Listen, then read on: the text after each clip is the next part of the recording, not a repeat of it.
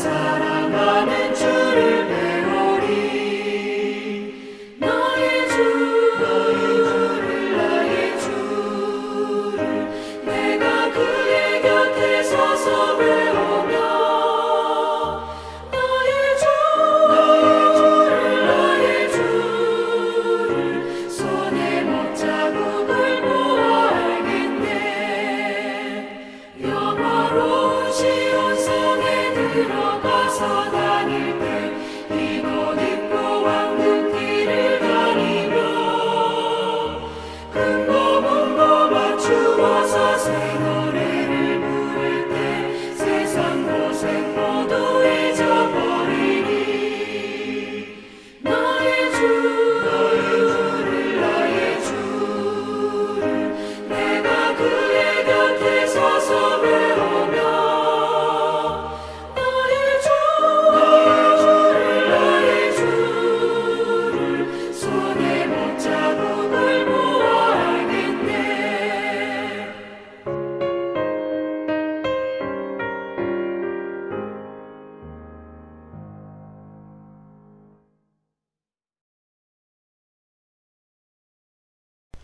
할렐루야.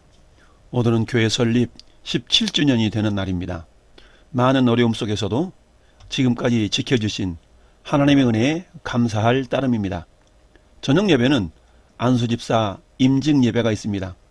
저녁 임직 예배 참여하지 못하는 성도들은 오늘 본문 말씀을 중심으로 해서 하나님의 은총을 베풀고자 하노라 라는 제목으로 가정 예배로 주님의 은혜에 감사하는 시간이 되시기를 바랍니다. 강철왕 앤드류 카네기 하면 모르는 사람이 없을 정도로 잘 알려진 세계적인 부호로 꼽히는 인물이면서 자선 사업가입니다. 그는 영국 스코틀랜드 덤퍼린에서 태어나서 가난한 유년 시절을 보내고 나중에 자수성가하여 철강왕이라는 타이틀까지 얻으면서 엄청난 부를 이루게 되었습니다. 카네기는 어려웠던 시절 무료 도서관을 이용했던 경험에 착안해서 1881년 고향인 덤펄린에 처음으로 도서관을 지어 기증하면서 영국과 미국에 2500개 이상의 도서관을 건립하였으며 자선단체를 건립하여 재산의 4분의 3을 기부하는 삶을 살다 간 자선사업가입니다. 강철왕이라고 불리는 카네기는 사업이 너무나 어려워서 하던 일을 다 정리하고 온 식구들과 함께 미국으로 이민을 가려고 마음을 먹었습니다. 그러나 여비가 없었습니다. 그런데 어머니의 친구되는 핸더슨 부인이 선뜻 20파운드를 빌려주는 것이었습니다. 멀리 낯선 땅으로 이민 가는 사람들을 믿고 빌려준 것입니다. 고맙습니다. 빌렉은 이 돈은 다음에 꼭 갚겠습니다. 카네기 가족은 거듭 약속했습니다. 미국에 도착한 카네기 가족은 열심히 일했습니다. 그러면서 꼭 하루에 50센트씩은 핸더슨 부인의 돈을 갚게 하여 저축을 하였습니다.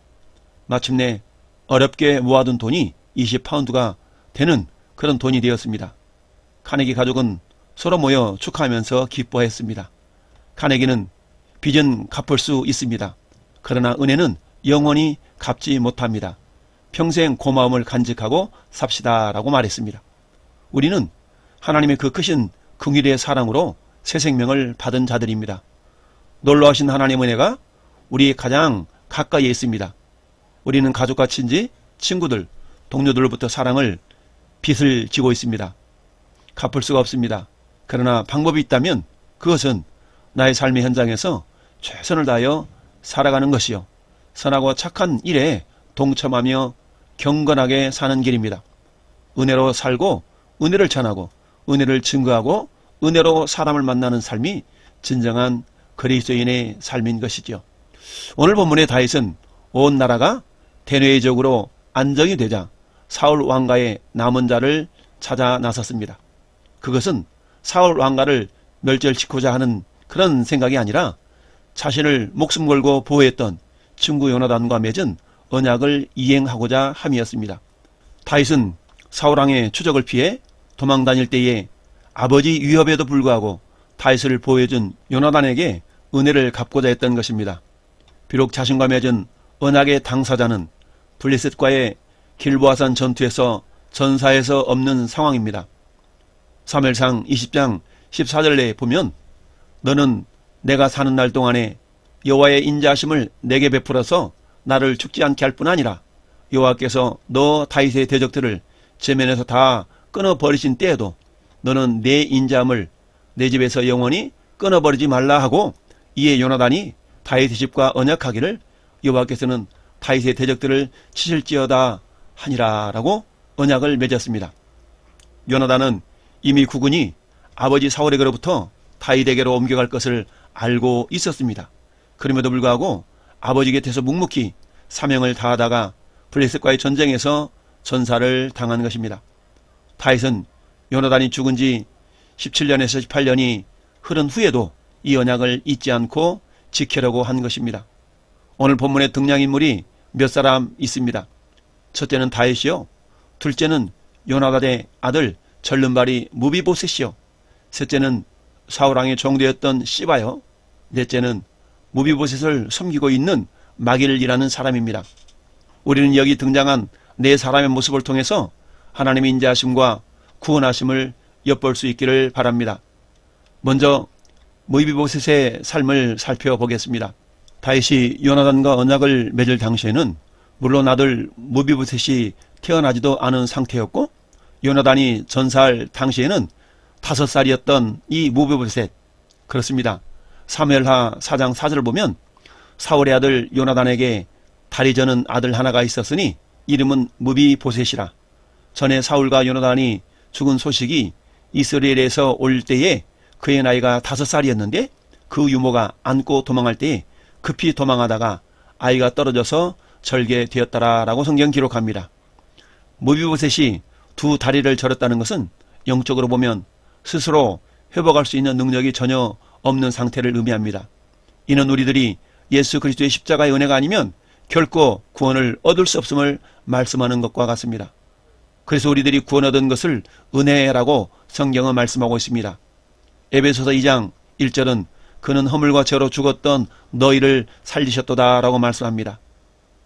2절 말씀에도 그때 너희는 그 가운데서 행하여 이 세상 풍조를 따르고 공중의 권세 잡은 자를 따랐으니 곧 지금 불순종의 아들들 가운데 역사하는 양이라. 우리가 예수님의 보혈로 구원받기 전에는 우리는 원하든 원하지 않든 마귀의 아들로서 살아갔던 자들이었습니다. 그런 우리를 에베소서 2장 5절은 허물로 죽은 우리를 그리스도와 함께 살리셨고 너희는 은혜로 구원을 받은 것이라 라고 말씀하고 있습니다. 예수께서 우리의 죄를 담당해 주시지 않으셨더라면 우리는 결코 스스로 일어설 수 없는 무비보셋과 같은 존재들인 것입니다. 이러한 무비보셋은 인간적으로 보면 쓸모없는 존재로 남에게 불편을 끼치는 존재로 살아갈 수밖에 없는 사람이었던 것이죠. 그런데 이러한 무비보셋을 묵묵히 보살핀 사람은 사울왕의 종 시바가 아니었습니다. 그 사람은 로드발 암멜의 아들 마길이라는 사람입니다. 둘째, 그렇다면 마길이라는 사람은 과연 누구인가요? 본문은 그가 무비보셋에게 거처를 주고 보호함으로써 호의를 베풀었다라고 말씀하고 있습니다. 그는 후에 다윗이 압살롬에게 쫓겨 도망갈 때에도 다윗에게 도움을 준 인물인 것을 성경은 말씀합니다. 사무엘하 17장 27절에 다윗이 마하나임에 이르렀을 때에 암몬 족속에게 속한 라빠 사람 나아스의 아들 소비와 로디발 사람 암미엘의 아들 마길과 노글림 길랏 사람 바르실레가 침상과 대야와 질그릇과 밀과 보리와 밀가루와 볶은 곡식과 콩과 팥과 볶은 녹두와 꿀과 버터와 양과 치즈를 가져다가 다윗과 그와 함께한 백성에게 먹게 하였으니 이는 그들 생각에 백성이 들에서 시장하고 곤하고 목마르겠다 함이라 라고 이들을 섬겼던 자입니다. 몰락한 왕가의 후예에게 호의를 베풀고 곤경에 처한 다윗을 도와준 것으로 보아 그는 이해관계를 떠나 선행을 베푸는 의로운 사람임을 알 수 있습니다. 우리는 누가복음 10장에서 강도 만나 거의 죽을 지경에 있는 자를 돌봐준 선한 사마리아인의 모습을 생각해 볼 수가 있습니다. 어떤 대가를 바라지 않고 선을 행하는 모습은 진정 하나님께 받은 은혜를 보답하는 모습으로 이웃을 향한 사랑을 흘려보내는 그리스도인의 참다운 모습이라 할 수 있습니다. 셋째, 사울왕의 종되었던 시바라는 사람입니다. 시바는 사울왕의 종이었으면서도 왕의 자손을 돌보지 않고 자신의 삶에만 욕심을 내는 사람인 것을 알 수 있습니다. 시바의 아들이 15명이요 종이 20명이었다라고 10절은 말씀하고 있습니다. 지금 왕의 손자는 남의 집에 얹혀서 사는 신세인데 사울왕의 종되었던 시바는 이처럼 호사를 누리면서도 왕의 가족을 돌보지 않고 있었던 것입니다. 뿐만 아니라 시바는 기회주의적인 삶을 살아온 대표 주자인 것을 알 수 있습니다.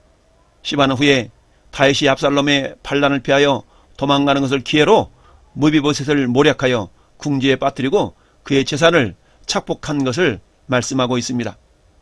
이처럼 시바는 자신의 이익을 위하여 대의를 저버리고 부정을 자행하는 기회주의적인 인물로서 하나님의 뜻에 끊임없이 대항하였던 인본주의자 사울과 유사한 성품을 지녔으며 본서저자는 그를 특별히 사울 집안에 속한 종으로 소개한 것으로 볼 수 있습니다.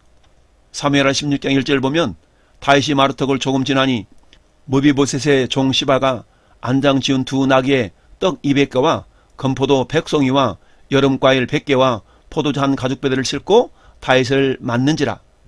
왕이 시바에게 이르되 내가 무슨 뜻으로 이것을 가져왔느냐 하니 시바가 이르되 나귀는 왕의 가족들이 타게 하고 떡과 과일은 청년들이 먹게 하고 포도주는 들에서 피곤한 자들에게 먹게 하려 함이니이다. 왕이 이르되 내 주인의 아들이 어디 있느냐 하니 시바가 왕께 아뢰되 예루살렘에 있는데 그가 말하기를 이스라엘 족속이 오늘 내 아버지의 나라를 내게 돌리리라 하나이다 하는지라. 왕이 시바에게 이르되 무비보셋에게 있는 것이 다 내 것이니라 하니라. 시바가 이르되 내가 절하나이다. 내 주 왕이여 내가 왕 앞에서 은혜를 입게 하옵소서 하니라. 시바는 지금 자기의 주인된 무비보셋을 모함하고 있는 것입니다. 결국 무비보셋의 모든 재산을 착복하는 그런 잔꾀를 부리는 존재인 것을 우리는 알 수 있습니다. 다윗 왕은 이러한 시바를 무비보셋을 섬기는 종으로 다시 지정해 줌으로써 시바의 교만함을 간접적으로 책망하고 있는 것입니다. 오늘날에도 시바 같은 기회주의적인 사람들이 많이 있습니다. 나에게 유익이 되면 온갖 방법을 동원해서 왕의 마음을 사려고 하다가도 자신의 이익에 반하면 언제 그랬냐는 듯이 은혜를 저버리는 사람들 말입니다. 우리 그리스도인들은 어떠한 상황 가운데서도 겸손히 받은 구원의 은혜를 보답하는 모습으로 마길과 같은 삶을 사는 자들이 되어야 합니다. 넷째, 오늘 본문의 주인공인 다윗의 삶입니다. 다윗이 무비보셋을 찾은 까닭이 잔존에 있는 사울 왕가를 제거하기 위함이 아닌 것을 성경은 말씀하고 있습니다. 그러나 막상 무비보셋은 다윗의 진심을 알지 못하였기 때문에 두려움으로 떨고 있는 것이지요. 6절을 보면 다윗은 자기 앞에 있는 무비보셋을 향하여 아주 다정하게 무비보셋이여 라고 불러주었습니다. 그리고 7절에서는 다시 그를 향하여 무서워 말라 라고 말씀하고 있습니다. 여기서 다윗이 무비보셋의 이름을 다정히 부른 것은 참으로 애정 깊은 그런 행위인 것이죠. 왜냐하면 당시 이브리인들은 타인의 이름을 다정히 부르는 것이 상대의 인격을 존중하고 그에게 자신의 사랑을 나타내며 친절과 격려를 표시하는 행위였기 때문입니다. 그리고 곧이어 다윗이 무비보셋을 향하여 무서워 말라고 말했던 이유는 무비보셋이 혹시 다윗이 지난날 자기의 생명을 빼앗으려 했던 조부 사울 왕으로 인하여 사울 왕가의 사람인 자신을 불러 신문하거나 처벌하려 하는 것이 아닌가 하는 오해를 염려했기 때문입니다. 그러므로 다윗은 진정한 사랑이 담긴 다정한 음성으로 무비보셋의 이름을 부르며 그를 안심시켰던 것입니다. 이는 부활하신 예수님께서 자신을 3번씩이나 부인한 베드로를 향해서 사랑스러운 음성으로 요한 아들 시몬아 라고 베드로가 주님을 따르기 전에 이름을 불러주심으로 자신을 부인한 베드로를 이미 용서하시고 새롭게 사명을 부여하시려는 예수님의 사랑의 마음을 엿볼 수가 있는 것입니다. 이러한 모습은 오늘날 우리를 향해 말씀하시는 주님의 음성과도 같은 것입니다. 다윗은 3번씩이나 이렇게 말합니다. 그 사람에게 은총을 베풀리라. 그 사람에게 하나님의 은총을 베풀리라. 내게 은총을 베풀리라. 여기서 다윗은 자신이 베푸는 은총이 자신의 것이 아니라 하나님이 주신 것임을 나타내고자 3절에서는 하나님의 은총이라고 표현을 하고 있습니다. 여기에서 은총으로 번역된 원어는 헤세드라는 단어인데 인자, 자비, 사랑, 친절, 인애, 은혜 등으로 하나님의 속성인 사랑에 대한 가장 포괄적인 의미를 담고 있는 단어입니다. 그렇다면 여러분, 이런 의미를 담고 있는 하나님의 은총이란 도대체 어떠한 은총일까요? 그것은 첫째는 무조건적인 사랑입니다. 신명기 7장 7절에 여호와께서 너희를 기뻐하시고 너희를 택하심은 너희가 다른 민족보다 수요가 많기 때문이 아니니라. 너희는 오히려 모든 민족 중에 가장 적으니라. 여호와께서 다만 너희를 사랑하심으로 인하여 또는 너희 조상들에게 하신 맹세를 지키려 함으로 말미암아 자기의 권능의 손으로 너희를 인도하여 내시되 너희를 그 종되었던 집에서 애굽 왕 바로의 손에서 속량하셨다라고 하나님 이스라엘 향하신 그 무조건적인 사랑을 표현하고 계십니다. 둘째는 영원히 변치 않는 사랑을 의미합니다. 예레미야 31장 3절에 옛적에 여호와께서 나에게 나타나사 내가 영원한 사랑으로 너를 사랑하기에 인자함으로 너를 이끌었다 하였노라 라고 예레미야 선지자를 통해서 주님은 말씀하시는데 영원한 사랑으로 너를 불렀다라고 말씀하고 있습니다. 셋째는 절대적인 사랑을 의미합니다. 로마서 9장 13절에 기록된 바 내가 야곱은 사랑하고 에서는 미워하였다 하심과 같으니라. 하나님께서 야곱을 더 사랑하시고 에서를 그렇지 않게 하신 것은 절대적인 하나님의 주권적인 사랑이라는 의미이죠. 넷째는 무한한 사랑이 하나님의 은총인 것입니다. 에베소서 2장 4절에 긍휼이 풍성하신 하나님이 우리를 사랑하신 그 큰 사랑을 인하여 허물로 죽은 우리를 그리스도와 함께 살리셨다라고 사도 바울의 에베소 교회를 향해서 말씀하고 있습니다. 다섯 번째는 거룩한 사랑인 것입니다. 로마서 5장 21절에 이는 죄가 사망 안에서 왕노릇한 것 같이 은혜도 또한 의로 말미암아 왕노릇하여 우리 주 예수 그리스도로 말미암아 영생에 이르게 하려 함이라 라고 말씀하고 있습니다. 즉 예수 그리스도를 통하여서 죄와 사망 가운데 머물러 있던 우리를 건져내셔서 구별하셔서 거룩한 하나님의 자녀가 되게 하시고 우리를 천국 백성 되게 하신 것은 거룩한 하나님의 사랑 때문인 것이죠. 마지막 여섯 번째로는 인자와 자비가 넘치는 하나님의 사랑인 것입니다.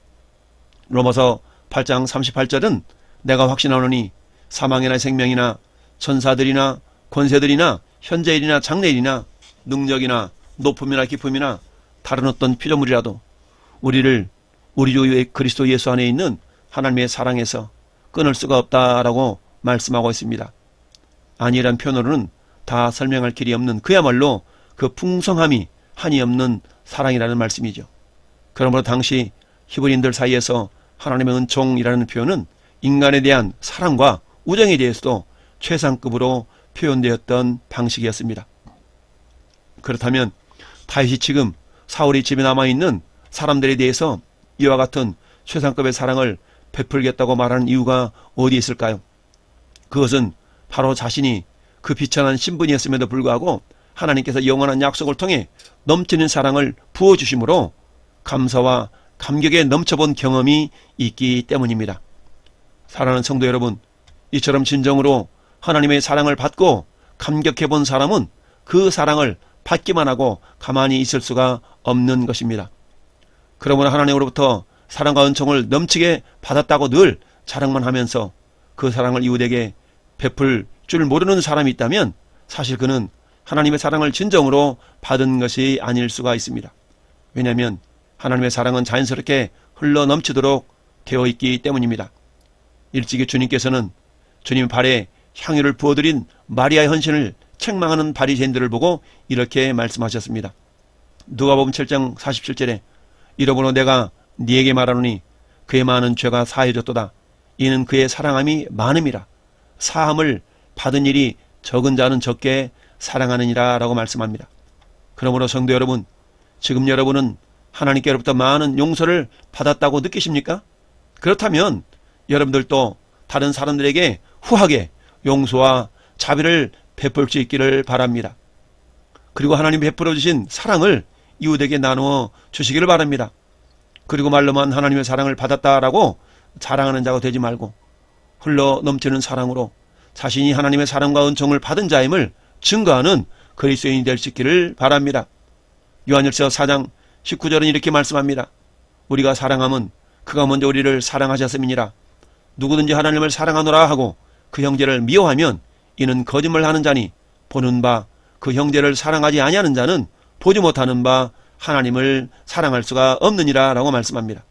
오늘 본문의 9절과 10절을 보면 다윗이 무비보셋에게 약속한 것을 구체적으로 실행에 옮겼음을 보여주고 있습니다. 우선 다윗은 사울의 종이었던 시바를 불러 그에게 사울의 토지를 경작하게 하는 것은 물론 그 소산으로 그의 주인의 아들인 무비보셋을 공개하게 하였습니다. 그리고 11절에 보면 무비보셋으로 왕자들처럼 자신의 식탁에 먹게 하였습니다. 이처럼 사랑에는 구체적인 실천이 따라야 합니다. 단지 입과 혀로만 사랑을 외치는 것은 공허한 메아리에 불과합니다. 하나님 아버지는 우리를 사랑하시되 말로만 사랑하지 않고 독생자를 주시기까지 사랑하셨습니다. 오늘 본문에 나오는 다윗은 오늘날 우리 성도들에게 어떤 모습으로 살아가야 하는지를 분명한 모습으로 증거해주고 있습니다. 다윗은 하나님이 평안을 주시고 높은 권세를 주셨을 때에 이를 자기의 욕망을 채우는 기회로 삼지 않고 오히려 과거의 약속을 실천하는 기회로 삼았던 것입니다. 즉 다윗은 하나님으로부터 받은 은혜를 자신만 받아 누리는 것이 아니라 과거 요나단과 맺은 언약을 지키기 위해서 그의 아들 무비보셋을 수소문하여 찾아 그 사랑을 넘치도록 베풀었던 것입니다.